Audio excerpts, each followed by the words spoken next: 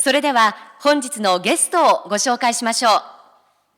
まずはネットフリックス株式会社グレッグ・ピーターズ代表取締役社長です。よろしくお願いいたします。グレッグ社長、よろしくお願いいたします。そして続きましてキャリー・ジョージ福永監督です。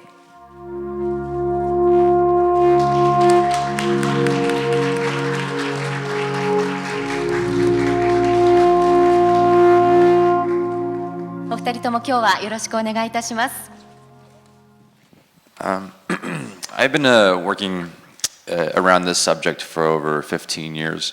I studied history and political science as an undergraduate, and it was in a political science course that I first learned about the sort of resource wars that were taking place at that time in West Africa in particular.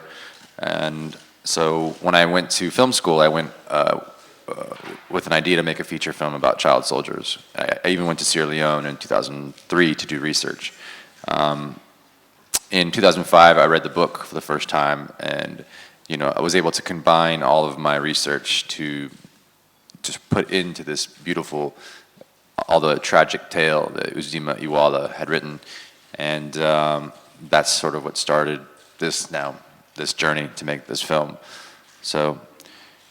In about 10 years, it took about 10 years, but here we are.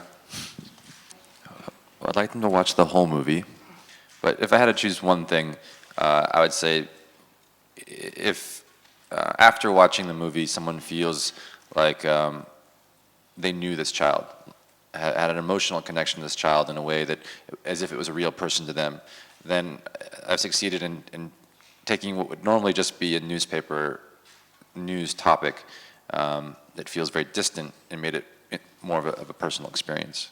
Well, Netflix acquired the film, so it was already completed more or less when we decided to partner with Netflix on it. So the execution of the film wasn't different than it would have been. But the sort of immediate benefit of working with Netflix is exactly what Greg said, 69 million subscribers. And when you're telling a story, you want it to get out to as many people as possible. You want as many people to experience it and to be, as you said, moved by it as well. And so not only did Netflix, make a strong push to or at least a case for the film, but also it felt very genuine in terms of their passion for it and getting it out to getting as many of their subscribers, or trying to convince as many of their subscribers to watch the movie. Well, clearly for us, it is just tremendously amazing to be able to work with creators like Cary who bring these stories.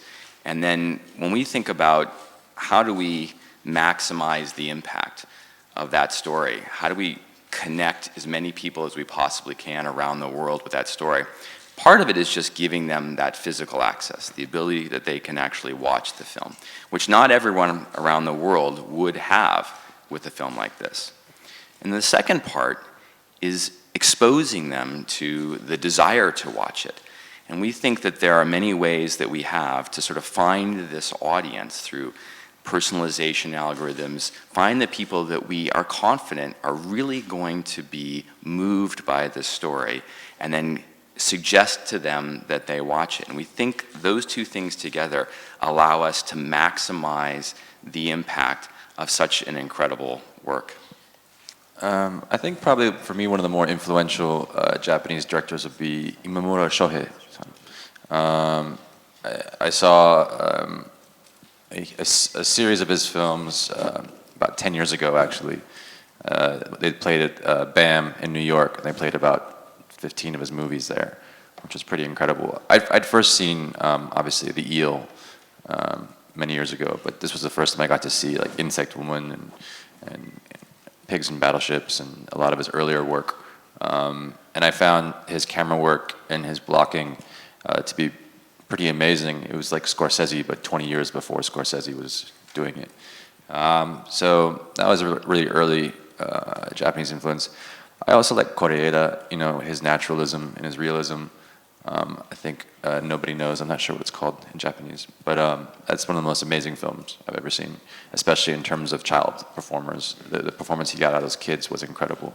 Yeah. This is my third time coming back with a film project to Japan.